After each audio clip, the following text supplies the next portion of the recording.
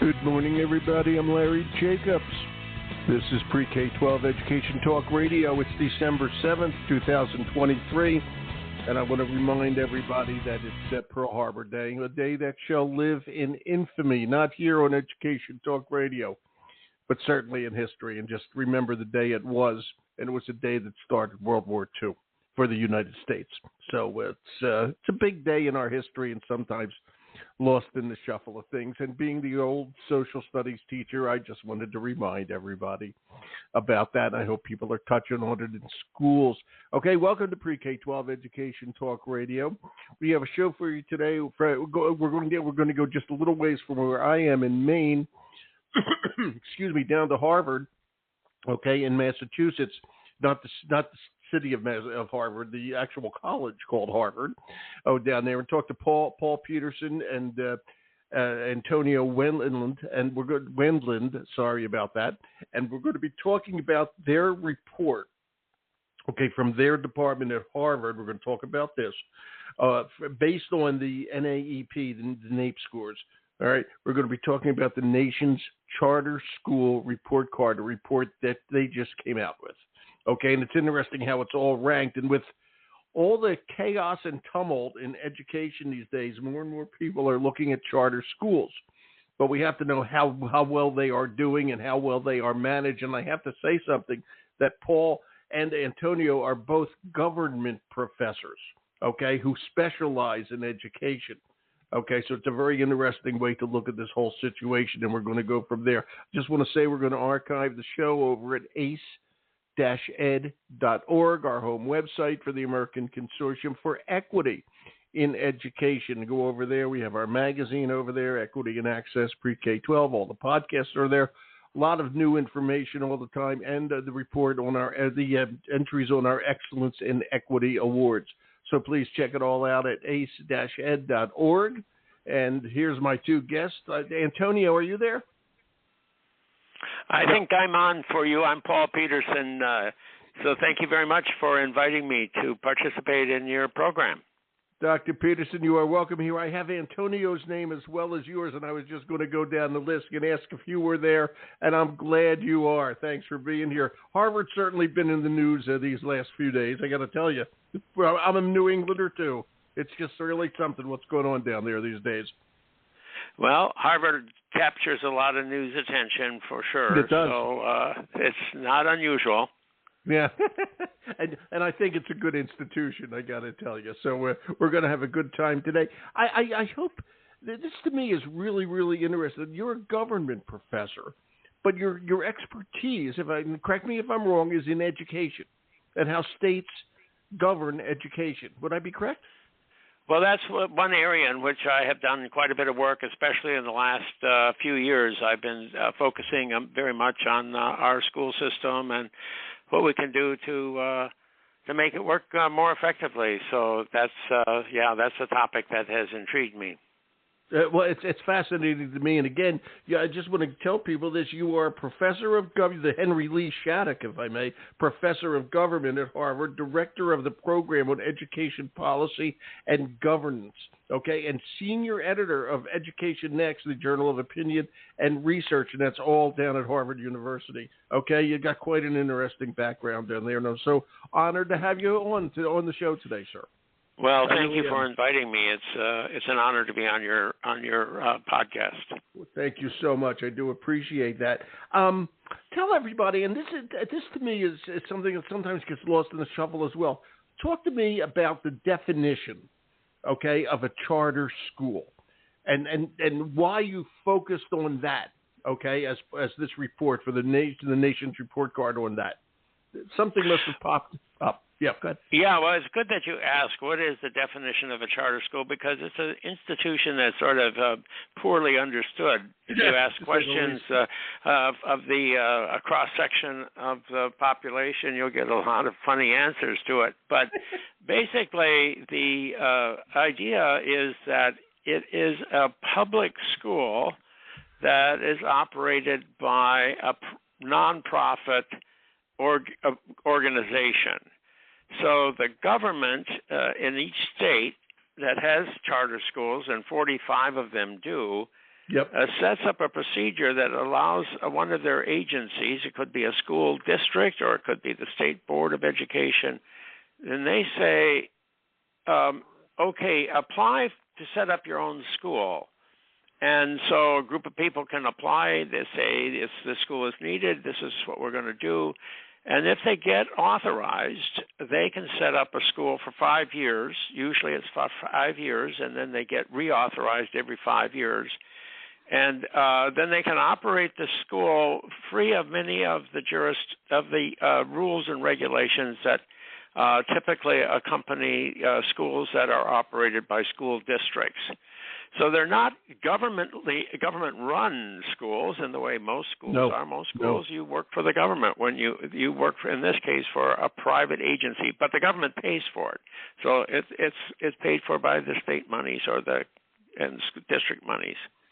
Yeah, in the age of hybrid automobiles, this is hybrid education, and I'll tell you, I like charter schools, and I like it when they work well, okay, because I always describe them. I don't know if you ever saw that movie Jurassic Park, but the raptors, those smaller dinosaurs, were able to act quickly, okay, and make changes where... Well, that's an interesting... I haven't heard of that analogy before, but that's...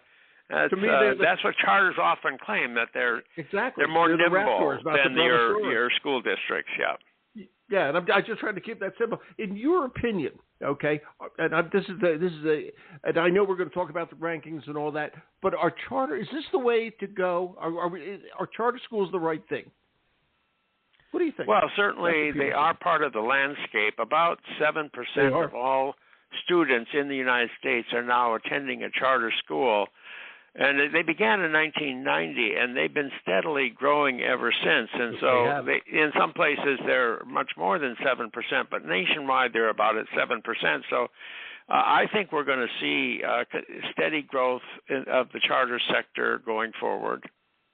And you know, and as your report shows, which we'll talk about in a second, it's not even across the board. And I know some people who were down in where my son used to live down in Louisiana, and they worked at charter schools, and the charter schools they worked at were terrible. They were just poorly run. Okay, and so people were getting the same problem and aggravation from teachers and principals down there who did not do a good job. But I think my feeling is that this takes time to change. We've had a system of education that's been the same for about 200 years.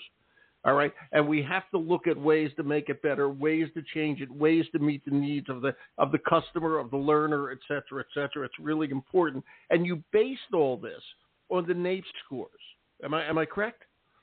Well, that your idea there is exactly what our idea was, that there's a lot of variety out there in the quality of our charter schools. Yeah.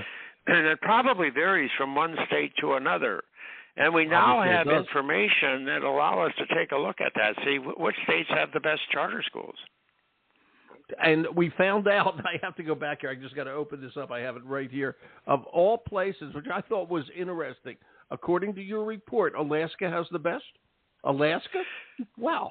This was the surprise for us. A lot of our findings were pretty much as we expected they might be, but this one we didn't anticipate. And when I talked about it with one of the leading proponents of charter schools, and I showed her these results, and she said, you know, we got to check into that, just what's going on in Alaska, because we don't really know that much about Alaska. Yeah. So I called up. I have my own program, my own podcast, and I had the superintendent, state superintendent of schools for the state of Alaska, and I asked her this question. I said, "What makes you why is Alaska showing up so positively?" Mm-hmm. And one of the things she said was, well, they cooperate with the public schools. The public schools and the charter schools work really well together in Alaska. You know, that's really interesting. And I, too, have had the state superintendent of instruction on this show. And Alaska is a hard place to govern educationally because it is so huge, so spread out, and the communities in many cases are very, very small. All right? So it's hard to do education properly in Alaska. And it seems to me, what made them the best?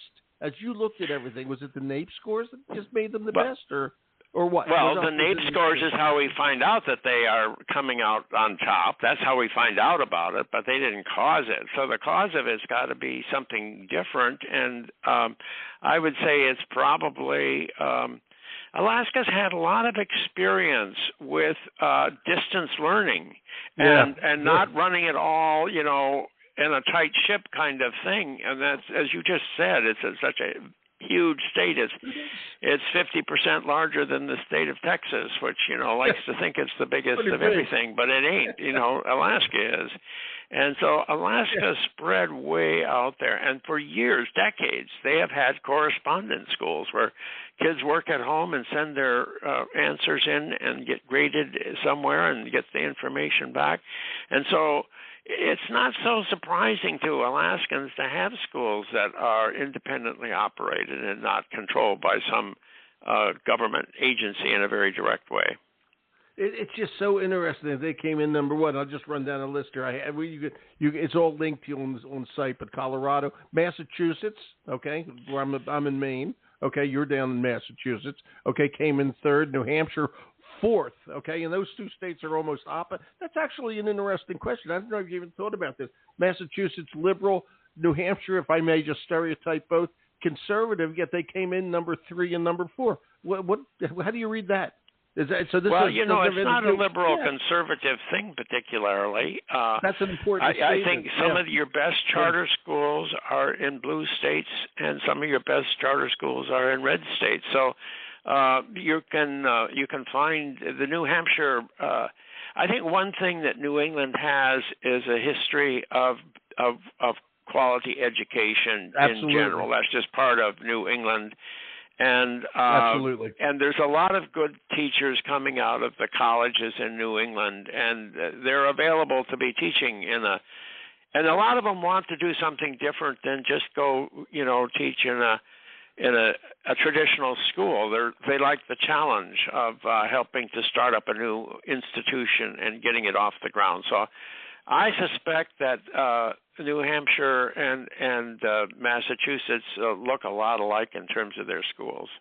I used to live in both, so I know. I lived in New Hampshire. I raised my kids there. Then we moved to Massachusetts. Now we live in Maine. So I only got a few New England states to go. But I'm not going to do that. I'm staying here in Maine. I love it up here. Okay, so this is really interesting. I got to talk about the bottom of the group, which again is striking. Okay, Pennsylvania comes in 5th to the last. Oregon, these are states you would not expect. Michigan, and at the very, very bottom, okay, is Hawaii. And when I say the bottom, I really mean the bottom. They really came in the negative. Any thoughts on that one? Because they were always having trouble out there finding teachers. I do know that. Okay, and what do you think?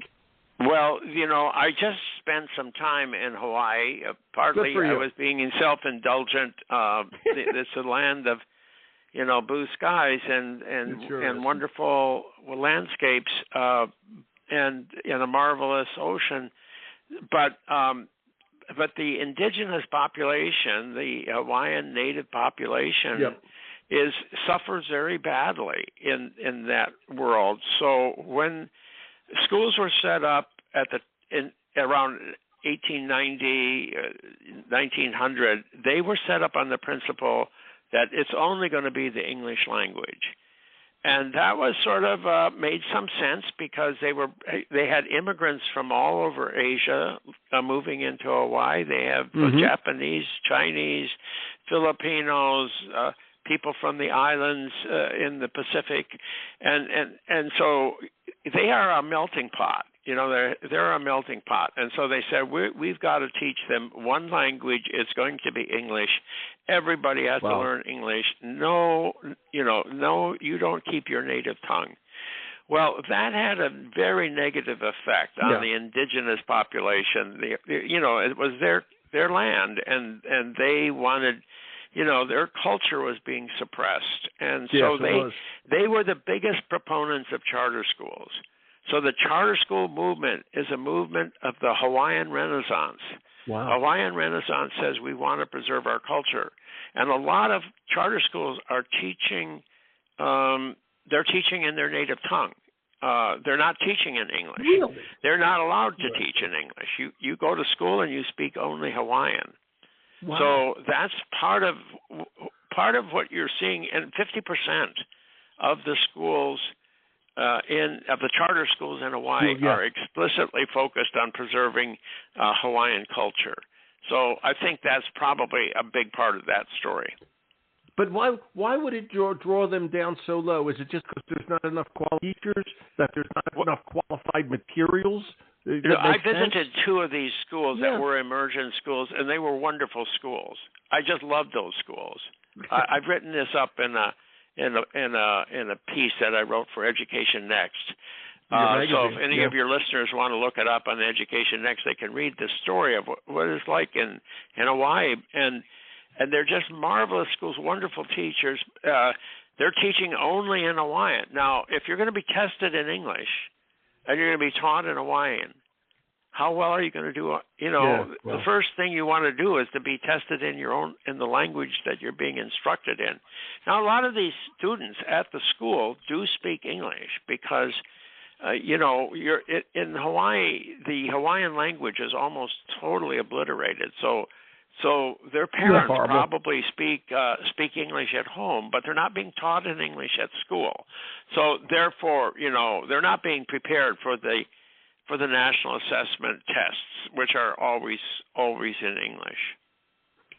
Yeah, and that's really something we got to think about, because the other challenge of that, and I really do respect the fact that they're doing their native language and all that. I appreciate that a great deal. Okay, but the problem is, as you just mentioned, they're going to be tested. They're going to move on. They're going to go to college or whatever in English, not Hawaiian. Okay. Well, this is true. This is true. It's a trade-off. Again, I love the native culture thing. I really do. I think it's great. But wow, it creates. But the character that they're teaching, they're really focusing on social and emotional learning, on character development, on because one of the huge problems of the indigenous community in Hawaii is that you have very high suicide rates. You have very high. Alcohol, substance abuse, all of this is a serious problem. So building character is really what the Hawaiian Renaissance is all about. And there is a lot of opportunity within Hawaii itself for jobs in which the Hawaiian language is valuable. So, the tourist trade. I have no doubt it's valuable. I have no doubt is one of the things that you'll see a lot of Hawaiian spoken is within the tourist trade. And it's a wonderful thing to hear, and a wonderful thing to see people doing, preserving their heritage.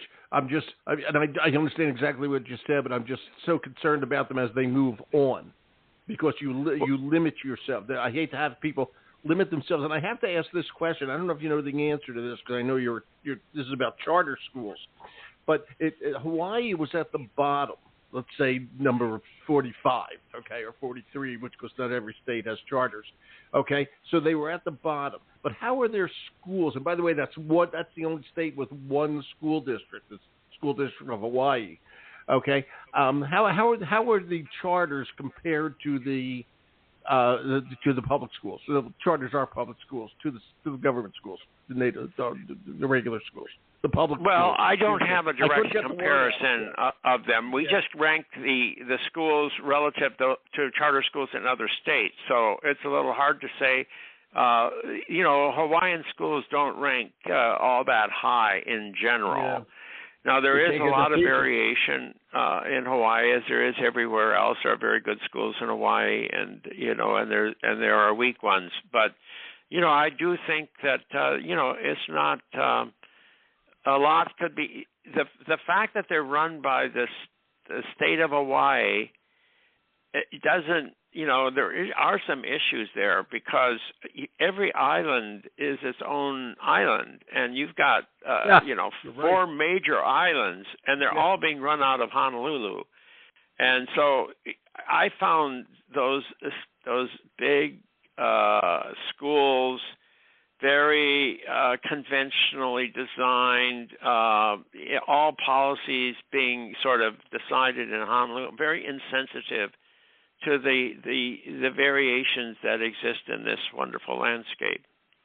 And it is a wonderful landscape, and that point is beautifully taken. I got to tell you that there are a lot of islands there, okay? And every island has its own culture. And, again, they're the only state with one school district, okay? And, we believe in equity here. You got to engage people in their own – for education, you have to engage them, what's important to them. Okay, it's an accident of history. Yeah. It became unified about 10 years before the United States took control of Hawaii around 1897 or somewhere in that. Yeah. And so they inherited from the indigenous government a unified educational system. So it was sort of an accident of history. It wasn't like it was ever planned this way. Yeah, they and like I always tell them whenever I'm talking to somebody from Hawaii, they're always saying that they can't get teachers. And I always tell them they should go after New York teachers and Massachusetts teachers, et cetera, that have retired, that have a great pension, okay, and can use some 5 years retirement, give them free housing or something. Everything would work better, including for charters, et cetera. And on that note, Dr. Peterson, you have all this information here. Alaska at the top, Hawaii, oddly, the 49th and 50th state, okay? And I'm curious, okay, and again, you're a professor of government, okay? What do you want to come out of your research? When all's said and done and you really look at this, what do you want to happen? Well, I think what I want to happen is what's happening. I wanted people to have some more conversations about where are charter schools really doing a great job, as they are in Colorado and in Oklahoma, and in Florida, and in Massachusetts and New Jersey and New York and New York. Let's go down and New York. Yeah, so 10. all these read the top 10. Alaska, Colorado, Massachusetts, New Hampshire, it enriches the conversation to know that excellence can be found in very unlikely places, and there's a lot to be learned. Right, there really is. We really have to look at this because, as I say, education, I'll call it public education, is changing. Okay, and it's changing more and more since the pandemic, and we need rankings like this. I want to thank you for being here, Dr. Peterson. It's like I said, it's an honor to have you here. Thank you for being with us today. Well, it's an honor to be on your program, and I'm grateful that you've asked me to participate. So thank you very much. Well, thank you, sir, and have a happy holiday season. And the same to you. Thank you. You take care. Bye-bye. Bye-bye. Thank you. Okay, everybody. That's Dr. Paul Peterson from Harvard. He's the Henry Lee Shattuck Professor of Government, Director of the Program on Education Policy and Governance, looking at education from the governmental point of view. I think it's fascinating, and he's a fascinating man. Thank you for being with us, Dr. Peterson. We're going to archive the show, and I want to mention it was Antonio Wendlend, the Associate Director of Harvard's Program on Education Policy and Governance, who put this show together for me, and he had his name at the top of the sheet, which is why I thought he was going to be here too. Okay, we're going to archive over at ace-ed.org. My name is Larry Jacobs. Thanks for listening.